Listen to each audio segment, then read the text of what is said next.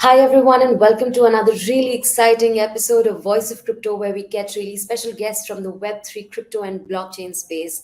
And today we have with us Mr. Rajagopal Menon, the VP of WazirX, and he has an illustrious career in the Web2, Web1, and finally the Web3 space. We'll hear all about it from Mr. Menon himself. Hi, Mr. Menon. It's pretty amazing to have you on Voice of Crypto today with us live. How are you doing, firstly? Very well. Thank you so much for having me, Varani. Look forward to having a great discussion with you. Thank you so much for joining the discussion today, and the pleasure is all ours. I hope that our viewers are able to gain a lot of insightful lessons from our chat today.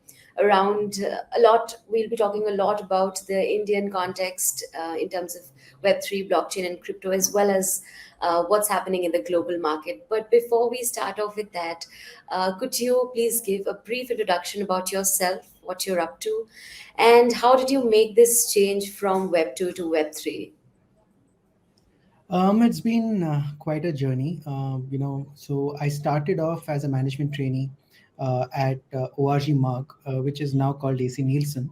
So it was a market research company, and then as a young man, I soon realized that research was not my cup of tea because it was merely analyzing what had already happened.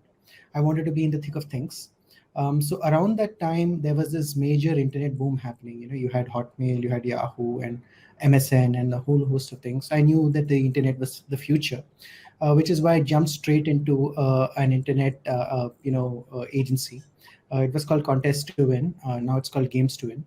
So I spent about a decade and 12, 13 years in that group, building different gaming companies. We built a media agency. We built a mobile company, which was later sold to Disney. And then finally, what happened was that then I moved to a dating company, which was being run by a bunch of Americans out of the US. Then I joined, I got a call from Reliance asking me, do you want to be the part of the world's largest startup?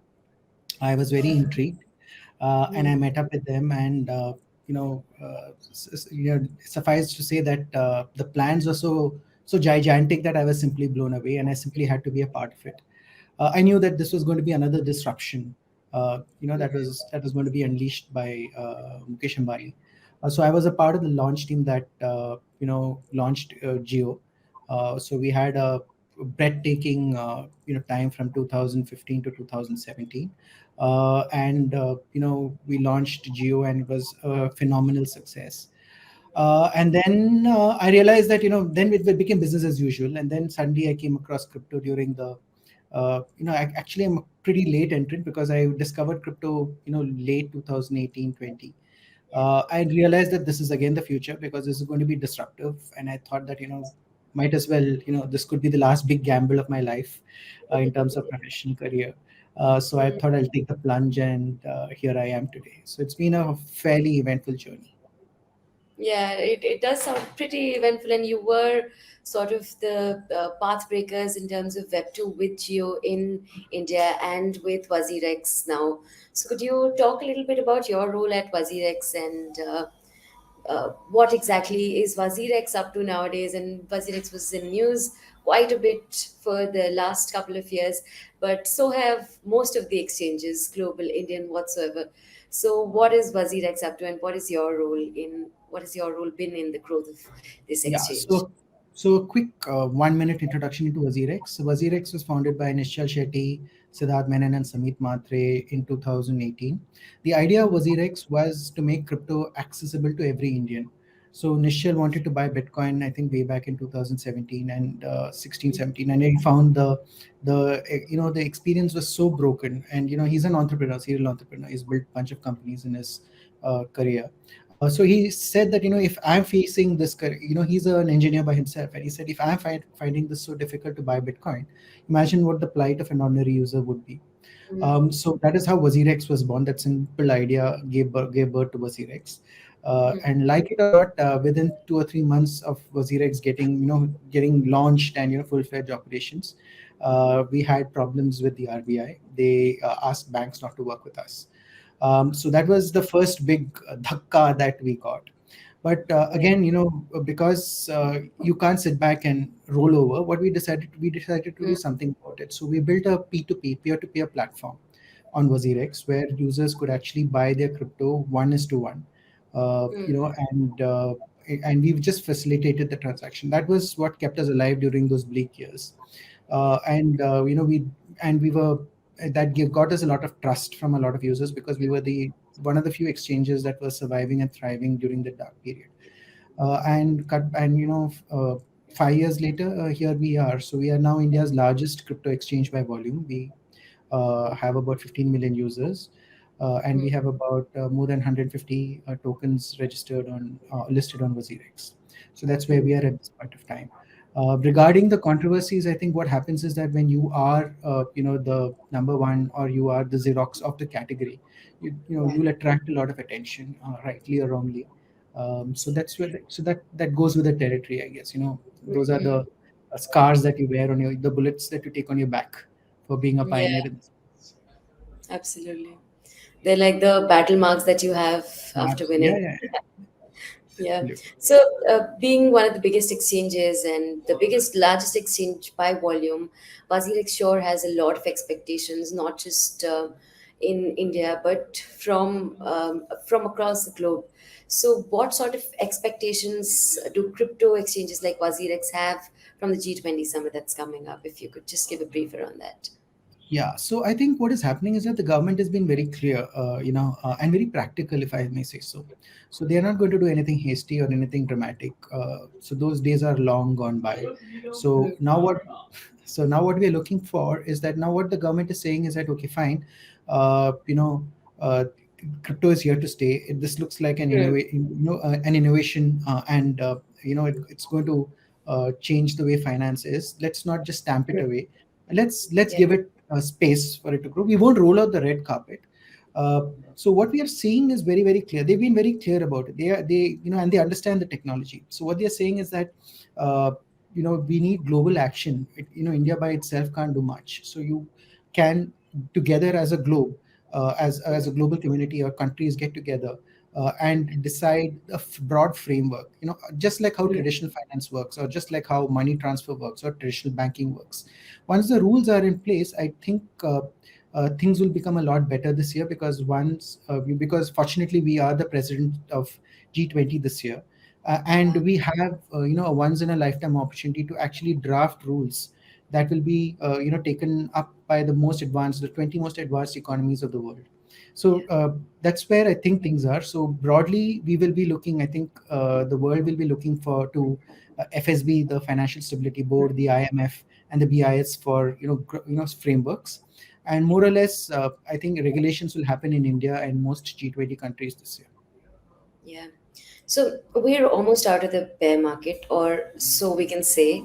But the condition in terms of events happening, or last year was pretty eventful in terms of the so-called events that happened across the Web3 space in terms of the fall of some of the biggest exchanges, some of the biggest companies like Celsius, Luna, biting the dust, so to say.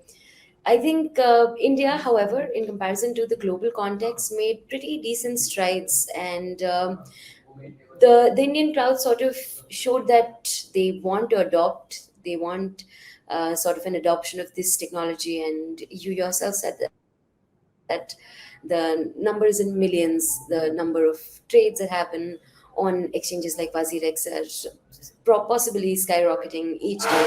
So, can you share your idea or your thoughts on how India can be a more significant player in the market, and what sort of potential steps would we as an economy need to take, or people at the top, maybe at WazirX or other top exchanges, would have to do to steer the Indian market into the right direction so that we're more globally acknowledged. So let's look at it this way. I don't know if you remember when the internet exploded way back in 1999. I was there. I was in the thick of things.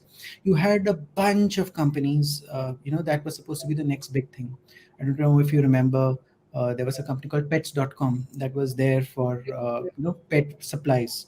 bunch of companies. Like I can remember only pet.com at this point of time, but there were several billion-dollar companies that were created, and that that raised a lot of money, and that simply went bust. And this is, I'm talking about 2000 to 2002. So it's a natural order of things. What happens is that when a new technology or something new path breaking happens, a lot of companies run in. You see a couple of successes, and then what happens is that a lot of money is poured into this, into that sector. And rightly or wrongly, some ideas thrive. Amazon is the biggest example of that, and quite a few of them fail. So all of us know that 90% of all startups fail. The ones that are in the limelight get the most attention. So it's just business as usual. I think what happens is that in any category, you have a lot of companies going bankrupt. This could be due to the environment, it could be due to bad business calls, it could be due to greed. So multiple factors. You've had so many banks going bust in the US. Nobody talks about it. I'm not talking Yeah. about the recent banking crisis, but I think if I remember right, over 50 banks have gone bankrupt over the last 10 years in the US, but no one talks Mhm. about it. You know, Business is a risky business. So you can't think bad things happen. But fortunately, what happens is that we have to keep constantly keep pushing forward. So today you have everything that is happening on the internet, and hopefully things will be similar when it comes to blockchain, because the evangelists in us actually believe that this is actually the future of a lot of things. It's just not the future of money. It's just not the future of money transmission, but it could rejuvenate social media. It could upend privacy. It could do a lot of things for the good of humanity. So what is happening is that you'll have these things happening, and fortunately for us in India, you Hmm. had no major scandals, because what has happened is that uh, most Indian entrepreneurs have been very circumspect about placing big bets in crypto. So what is happening is that all the exchanges, the exchanges are the major business in crypto here. All the large ones are VC funded, and for us, for example, we all follow best practices. So once you automatically have that in place, you're you have a fair chance of survival, and that's what you're seeing at this point of time. So it's good that people are looking at it with a jaundiced eye, because that forces the entire industry to clean up its act. You'll have more regulation coming in, you have proof of assets coming in, and all these are just baby steps, or the first few steps when it comes to a sector that is barely 10 years old. It's 10 years old, and it's only got into its started walking about 4 or 5 Prime years sort ago. of. So it's early times yet, but you'll have a lot of interesting times going forward. Yeah. Talking about regulations, so couldn't agree more when you said that we're relatively new, and there's this term that people use a lot in Web3 and crypto. You're still early. So we are sort of the first movers, and we are still early in the space. And despite the space sticking around for around about a decade, there's still a lot of confusion about regulations, and especially in the Indian subcontinent. Regulations have been like a big question mark for the regulators as well as market movers like WazirX. So, could you sort of decode how Indian regulators, what sort of stance Indian regulators have at this point for cryptocurrencies? And if you could easily explain to our viewers what are the current regulations in place for cryptocurrencies and how they might be impacting the market and market as well as users, positively or negatively. So the good news is that the uncertainty has gone away, Varuni. So Hmm. if you look at what I mentioned earlier was that we are taking baby steps towards regulation. So Yeah. 2022 were in that budget, in that momentous budget, the finance ministry announced, the honorable finance minister announced two crucial measures. One Hmm. was a TDS that was on all crypto transactions, on all selling of crypto transactions, and one was a 30% tax. So Yeah. that was the first thing that happened. Hmm. So automatically, what happened was that you're taxing it. That means there is something in it, for everybody. That was the first step that happened. And crucially, what happened, I think, in March of this year, 2023, was Hmm. that there was a notification that the government of India put out saying that all the virtual asset service providers, namely crypto exchanges or any companies working in this space, have now come under the purview of PMLA. That's Right. Prevention of Money Laundering Act. And Hmm. all of us have to report transactions to the FIU. That Right. is, the Financial Intelligence Unit. So what is happening is that these are provisions actually in place for the banking or the traditional finance sector. So the fact that you're getting crypto into the sector is, again, as I mentioned, baby steps. So you're taking baby steps towards regulation, step by step. You're covering all the gaps, so that there are no obvious plugs or gaps where people can fall through, or rules can that people you can skip. So those are the good things that are happening. Already you can see that all the statements that the finance minister is making is that you need to have a common regulation across all countries. So what is going to happen is that I think in 2023 you're going to see a lot of action in this space. Now, when it comes to private, retail investors, it's an interesting place to be in. Some people are waiting and watching, because anyway the crypto markets are not pumping at this point of time. They are waiting and watching. What is happening in the institutional space is very interesting, because what they are waiting for is regulation. Because when you are an institution, you are in charge of a lot of money, and you can't just you're not putting your personal money. So there is a wall of money in the retail, in the institutional space, that is just waiting to come when regulation happens. So 2023, 2024, when we suspect that regulation is going to happen, there's going to be a lot of action in the institutional space. A lot of family offices, VCs, FIIs, a lot of institutions will be investing into crypto, at least the big ones, in a big way. Those are the things that I foresee, but from an investment point of view. But if you're looking at it from a technology point of view, again, it's very, very interesting, because companies are adopting to crypto like nobody's business. Like Indian banks are taking to blockchain, in a very, very big way. Now, even in the consumer space, NFTs are going to be huge. And if you look at what is happening in YouTube, and if you look at the numbers that YouTube is putting out, we've become a created company. YouTube gets a lot of audience from India. YouTube gets a lot of creators from India. So if you look at that, and you look at the next version of what the revolution is going to be, it's going to be in creation, in creating art, and creating music, and creating videos. And Web3 is the perfect place to capture value for the creator. So it's going to be tremendously exciting times for India as a country, because we are young, and we have to provide employment for a lot of people. And Yeah. this could be one of the ways that we bypass that problem, or we fix that problem. Hmm. No, that does make a lot of sense, and you did present quite an interesting contrast between how retailers versus institutional players are thinking about the market.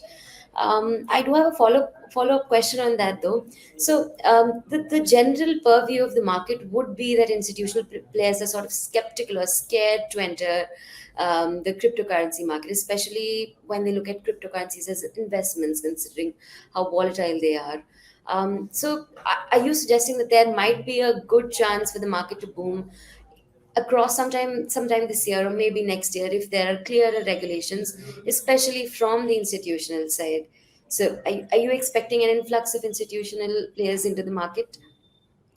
So it all depends upon regulation. If the government makes its rules and regulations very clear, I think so what do institutions do? The institutions or institutional investors invest across sectors. So they invest in real estate, they invest in stock markets, in mutual funds, in government bonds, everywhere, right? Now, I'm not saying that if they have to put 0.5% of their portfolio in crypto, for example, just to be, it's negligible for them. But the upside of crypto is so phenomenal. Bitcoin has moved from, during the last, bull run, it went from 21,000 to 67,000 in a space of 2 years. So can you afford to miss out on that? So that's just the asset appreciation part of it. But if you look at a more fundamental part of it, what is Bitcoin? There are only going to be 21 million Bitcoin ever produced. Already Yeah. 18.75 million Bitcoin have already been mined. That leaves about 2.5, 3 million Bitcoin that are left to be mined.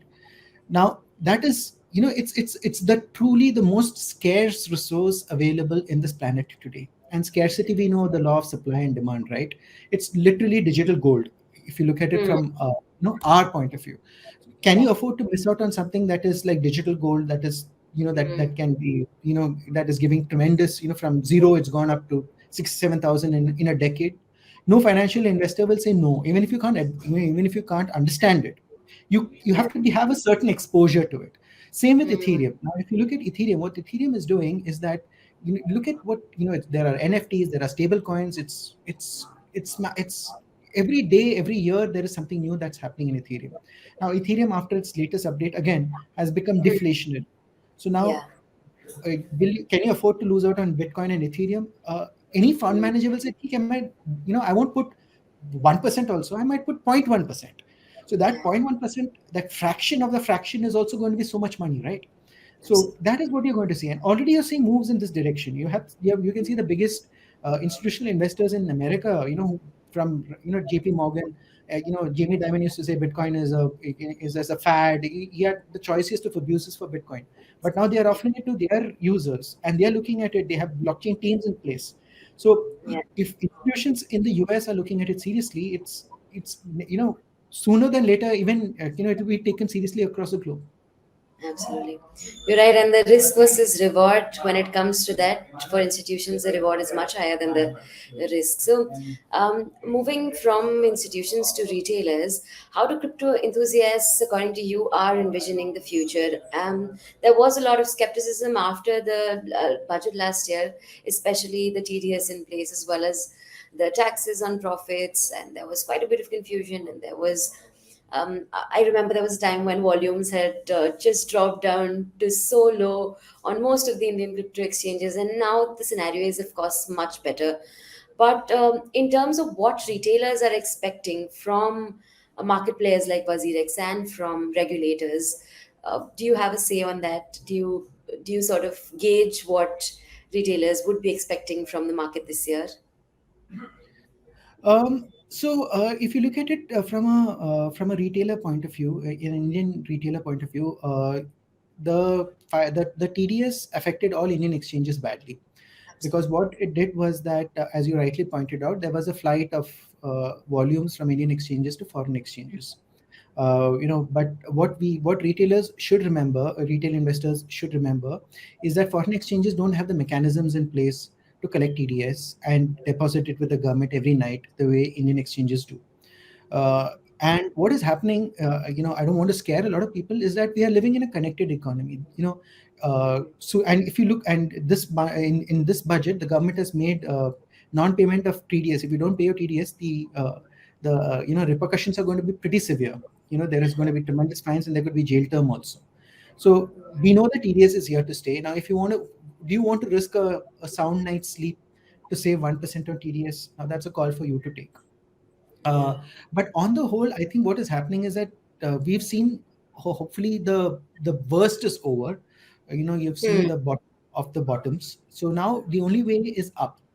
The Bitcoin halving happens in April or May of next year, and typically, if you look at the cycles, there is a bull market that happens immediately after the halving. Yep.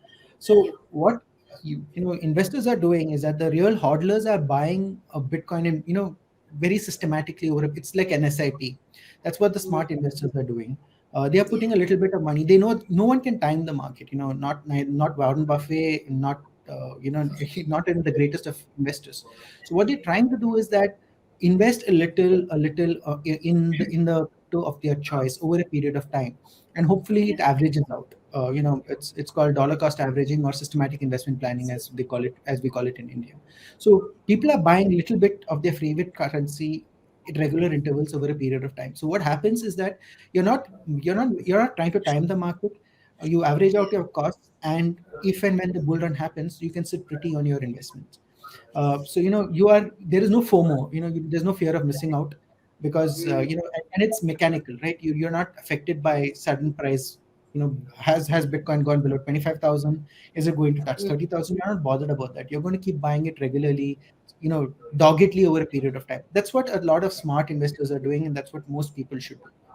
So that's what I'm Absolutely. seeing. People are still investing. The believers are still investing. Yeah. The space is relatively new, and not just the Indian regulators, but regulators across the globe. You look at the US SEC; they're also struggling in terms of regulations, and there's this entire facade around XRP versus SEC. The case has been going on for so long, and there's quite a bit of regulatory change happening across the globe that is That is one thing that we cannot deny. But what steps are crypto exchanges based out of India, like WazirX, taking to stay ahead of the curve? And are there some things that you do differently, and do also touch upon certain challenges that you face being in the Indian subcontinent? So it's a unique opportunity for us, Varuni, because till 2021, when we had the last bull run, we were one of the fastest growing crypto countries in the world. If I remember right, a chain analysis report, put us in the top two, or not two, Yeah. we were at. So people love India. They love crypto. Uh, Mm, so yes, the ride is going to be eventful. Uh, but regulation, more or less, I think what is happening is that it will sort itself out. What are we as companies doing?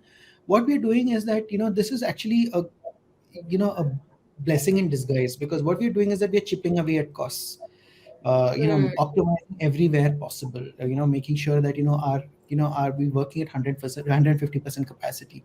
So when the bull run happens or when the markets go crazy, are you okay? Can you take a 10x, a 20x surge in traffic? So last time, yeah. during the last bull run, every time, not only us but all the leading exchanges, the servers used to collapse because of the sheer weight of Yeah. traffic. Yeah. I'm sure you remember that. So what we're doing is that we are quietly building our capabilities, optimizing on all our Mm, technologies, making sure that we are ready for the next bull run. And simultaneously, what we are making sure is that should this bear run extend, we should be there to survive another day. So yeah. that is not just us. The entire crypto exchange is actually just optimizing on costs, Mm, and chipping away at it so that it's a business at the end of the day. It has to make money, and yeah. that's what everyone is working towards. Hmm. So if you have to look at some of the most regulatory advanced countries, what would they be, and how would their regulations compare with Indian regulators? If you could just draw a brief comparison about around countries that are more accepting, or countries and their regulators were more accepting towards cryptocurrencies versus India, and what would a step-by-step procedure for Indian regulators look like to reach a level like that? And would they ever reach there is also a question. What would No, your thoughts so be? I'll answer your second question first. I think Mm, we have the best set of regulators if you look at traditional finance. And yeah. our financial systems and our checks, our balances are phenomenal. Our stock markets, Mm, and the regulation there is on par. The operations there are on par with the best in the world. So if you look at our payment system, so all the fintech part in terms of the technology as well as the regulation, we have the mm, golden balance there. It's called the Goldilocks zone of yeah. regulation. Where it is light, so that innovation can thrive, but there are clear guidelines for companies to also thrive. Mhm. So we've demonstrated that in traditional finance. Yeah. The way the banking sector has been handled by the Reserve Bank of India has been phenomenal. We had such a bad loads problem just 3 months, 3 years ago. Look Yeah. at banks at this point of time. So when it comes to regulation, Indians are second to none. It's only so And it's at an interesting space. If you look at regulation in the US also, it's Mm. got supposed to be the most advanced regulatory place in the world, but where do you have the most things happening? You had an Yeah. FTX happening there. So Mm. no one can legislate for greed. Mm. And now Absolutely. what everyone is saying, or what the sentiment is that the US is now gradually becoming very anti crypto, and Europe surprisingly is becoming very pro crypto. The European guidelines for crypto regulations, which were just passed by the European Parliament last month, are very, Mm. very, very, very liberal. Yeah. UK has passed, as the regulatory paper has been exceptional. It's been very, very forward thinking and progressive. So what is going to happen is that there is going to be a lot of competition between countries. Everyone Mm. is trying to attract capital. Everyone is trying to attract skilled labor, and uh, programmers are the most skilled labors. Skilled brain power in the planet today. So you have countries like Mm. Singapore, you have countries like UAE, and all, uh, creating a very good environment for crypto, companies. Even in the Europe, even in Europe, Portugal, for example, is very, very enlightened when it comes to crypto regulation. So what Yeah. competition will enable is, countries will have to behave like companies. They'll have to compete on Mm. regulation, and at the same time protect, investor protection, and the rules. All your apprehensions have to be taken care of. Uh, I think what is going to happen is that, the right way is the government. I don't think the government is doing anything wrong. And when you are Mm. a part of G20, and you are the president of G20, you can't Yeah, come down. You need to do the right thing, right? So, absolutely. so what is going to happen is that you are going to have crypto regulation, which Mm. definitely in 2023, and it's going to be an ongoing process. So, Yeah. things will change. There'll be minor tweaks here and there. So I Mm. suspect that Indian regulators and Indian regulation will be pretty enlightened. You might not expect a red carpet, as I mentioned earlier, Yeah. but Mm. the rules are, the red lines are in place. I think things will only Mm. improve from now on for when it comes to regulation, when it comes to India. Makes a lot of sense. There's been this weird wave that comes every couple of years wherein one country across the globe just all of a sudden bans cryptocurrency and uses of cryptocurrencies. And very recently, I think I was reading a news wherein Pakistan sort of put a ban on cryptocurrencies. And while it wasn't a ban per se, that's how it was reported across various news platforms. And I was sort of expecting a little bit of dip in crypto prices, because I remember when India did that, or China banned Bitcoin mining, there were repercussions of the same on the global crypto market cap. But so recent bans have had sort of an impact on the global market cap. Do you think that this is a big challenge going forward as well? And are there countries that would still sort of ban cryptocurrency or their uses across the globe? Any that come up in your No, mind? so Varni, let's look at it practically. Which is the Mm, second most advanced country in the world? It's China. Which is the absolutely. most autocratic country in the world? It's China. China Mm, tried to ban crypto. You mm, mentioned it yourself. They banned crypto mining. Did anything happen to Bitcoin? Bitcoin is thriving. What is happening now? It's a complete U-turn, right? Now, what they're doing is that Hong Kong is going to be the test bed for crypto. They've yeah. reversed all the, all the, banning, so to speak, and soon it'll extend to mainland also, because what they're doing is that it's just a test bed for the Chinese to actually figure out if they can control it the way they want to. So if Mm, China, the world's most, if there was any country in the world that could actually ban it, and they have their own internet, they have their own private internet, for God's sake. So if they couldn't succeed, I don't see success for any other company, any other country trying to do the same thing. So you will have these momentary knee jerk reactions. mm, Wherever there is internet, there is going to be crypto. All of us know that. mm, And no power on earth. It's become too big. It's become too decentralized for any country or any entity to actually ban it. So unless you ban the internet or you cut off the internet, it's going to be very, very difficult for any, or you live like North Korea, for example. And even, by the way, North Korea has got a very thriving, crypto hacking group. So yeah. no one is going to be, can try and ban crypto. Everyone understands that now. So there could be, Mm, these short-term interventions that could happen, or mm, you could have crazy loony dictators trying to think that they can do it. But those days are long gone. This has become a thriving ecosystem which is completely decentralized, and mm, every computer in the world has a potential to become a crypto node. So that those days are long gone. yeah. That is pretty reassuring. Uh, when so I think this year has been a year of AI and blockchain. Last year we saw quite a bit of boom for NFTs, decentralized exchanges, even for crypto hard wallets, when self custody was the talk of the town after FTX's fall. So does WazirX have big plans with blockchain technology and AI? And how are you guys trying to leverage the technology? And what role do you see it playing in the future of financial systems? So at WazirX, we've been very, very clear. Our mission has been to make crypto accessible to every Indian, and we're going to remain in crypto. we are not going to do anything adjacent to crypto, or financial services, or anything like that. We've had a bunch of interesting projects. We had an NX, we had an NFT exchange. We have a DeFi, a DEX already built out, but all that has been in the back burner now because of unclear regulation. Yeah. It's going to be difficult till the regulations happen, because an NFT exchange by its nature is decentralized, and we have no custody over the assets. It's in the user Mm, wallets. right. So you know the regulators have to be a little bit more understanding of the nature of the business, and we're waiting for that. Once that happens, the focus will come back onto it. But we are very clear that we are going to be in this space. We are not going to move away from this space. We are going to be focused on trying to make crypto accessible to every Indian. It could be through whatever means possible. So Mm. we are not going to diversify, as is the current buzzword, into AI. We are very clear that we are going to be a crypto company. That does make a lot of sense.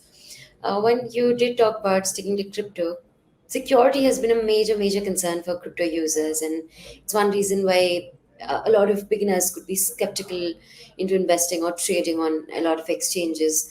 And WazirX does tout itself as one of the safest exchanges to be present. So, can you share some insights into what sort of measures are being employed by crypto exchanges, especially WazirX, to safely handle and secure user funds and even personal information?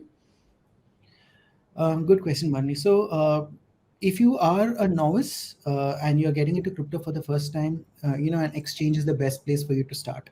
Hmm. And buying crypto is not very difficult. It's just like buying your favorite stuff on Amazon or Flipkart, or uh, any other e-commerce company. You just deposit your money, choose your crypto, place your order, and lo presto, it's yours in the in your wallet in the exchange. It's as simple as that. So it's not very difficult. What we've been very lucky is that we follow best practices. So we have so an interesting thing has happened. The government recently, just 2 months ago, they notified the PMLA regulation, and Yeah. crypto is a part of it. So what has happened is that, luckily for us, we foresaw this. So over the last 1 year, or earlier also, we've been proactively sharing information with the FIU.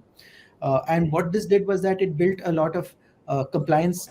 Your compliance comes naturally with that. You have to have really strict KYC norms. You have to know the source of funds. You have to make sure that EML norms are in place, a suspicious activity is detected, a lot of things that are a normal, run of the mill operations.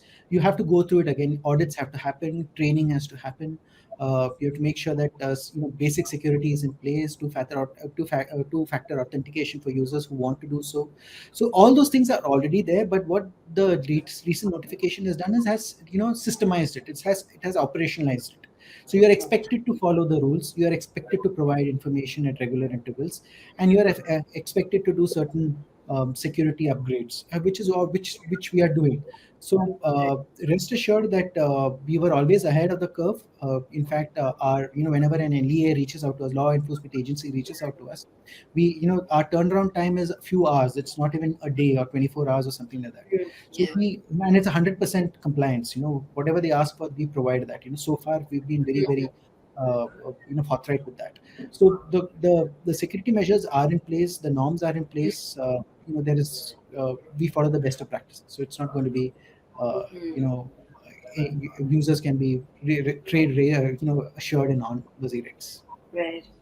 While you already mentioned that WazirX is not looking to pivot from crypto into any other sort of service at the moment, anyway, but do you sort of see a potential in the integration of DeFi platforms and traditional finance systems, and do you see a lot more collaboration from banks and exchanges working together, maybe to provide certain retail solutions or even institutional solutions?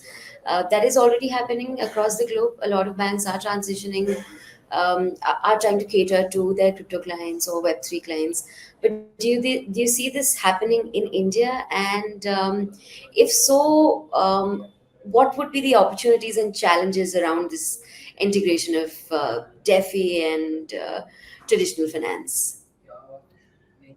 So if you look at the market, the West is a fairly advanced market. So any parameters with the West, I think, are it's you're setting up yourself for failure when you look at it that way. If you look at, there are how many Indians? There are 140 crore Indians, no? Out of that, I think there are 11 crore Demat accounts. That means Yeah, 11 crore Indians own shares. So that's yeah. just less than 10%.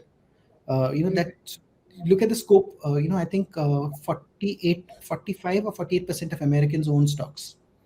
So the scope for Indians, and basically we are slightly lower than middle income at this mm, point of time.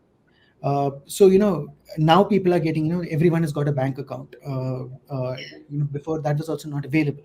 So it's mm, going to take time for us to actually graduate from bank accounts to FDs to mutual funds to stocks.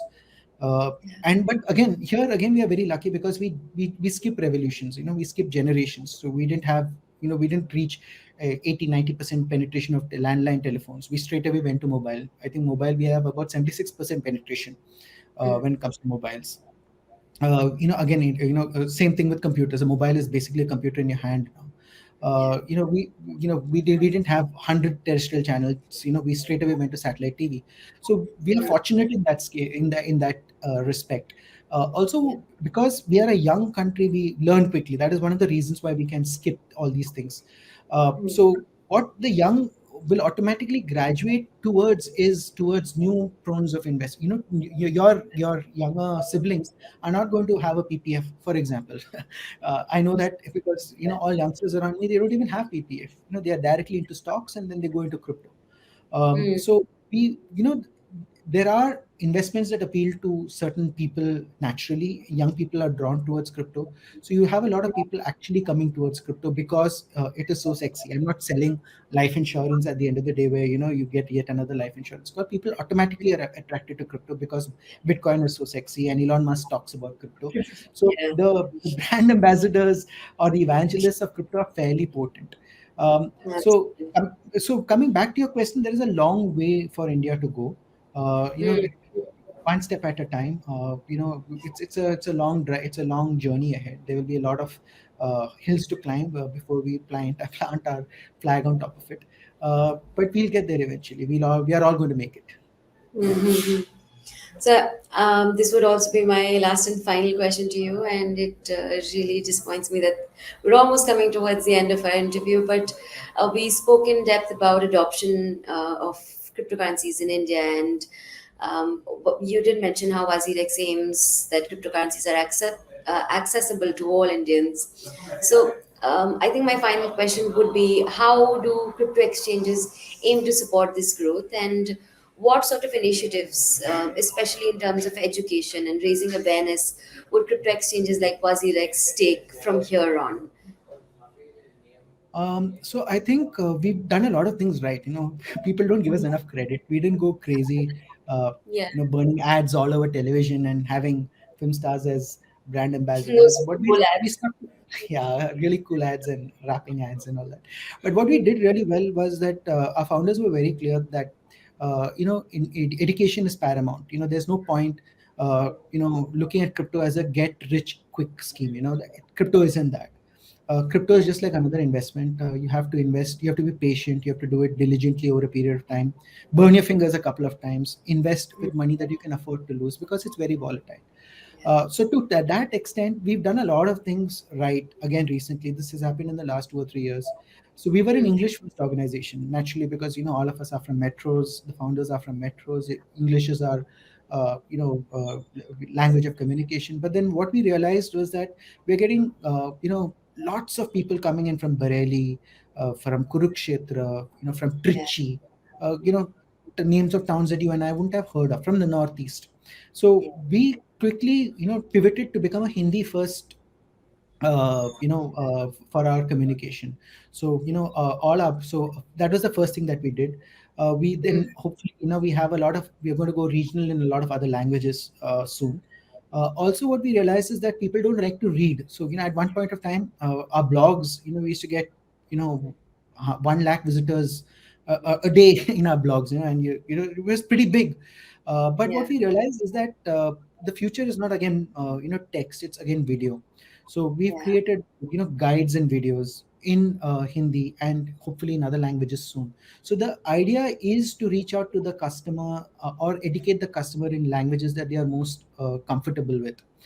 We take Mm-hmm. education so seriously is that we tied up with one of India's most ancient universities. It's a 140-year-old university out of Uttarakhand. It's called Gurukul Kangri, and we Mm-hmm. actually had a blockchain course last year where people could actually learn a lot about blockchain and could get a certificate from this is very very renowned university.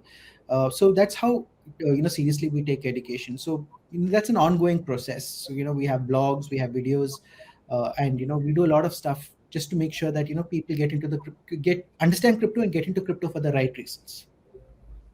Absolutely. You couldn't be you couldn't be more right, and I completely agree with the fact that education is the key, and that's how accessibility would lead the path for cryptocurrencies to become to have more adoption in this space. And with people like you at the forefront, I'm sure that the future would be bright. And I guess this is pretty much it, Mr. Menon, and thank you so much for your time. Do you have any final thoughts? It was really interesting interview, and I got to know a lot about WazirX and the Indian ecosystem, especially cryptocurrency exchanges. So it was a great chat. Do you have any final thoughts?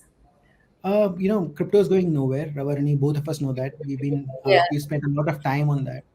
Again, be smart to invest money that you can afford to lose. Something that you spend over a weekend partying. 5,000, 10,000 bucks. Invest that amount of money. Invest in tokens that and stuff that have stood the test of time, and do Mhm. it repeatedly over a period of time. Again, everyone says you have to an investment bears fruit only after 3 to 5 years. Yeah. That's the minimum time frame that you should be looking at. And in the end, if you're lucky, it will work. And if you're unlucky, which is very unlikely if you've been disciplined throughout, the experience would have been worth it. Absolutely. So education is the key, and do your own research in this space without a Absolutely. doubt. Thank you so much, Mr. Mann. It was a great chat, and I hope to see you again really soon. And Nalini, thanks. great talking to you. It was a pleasure.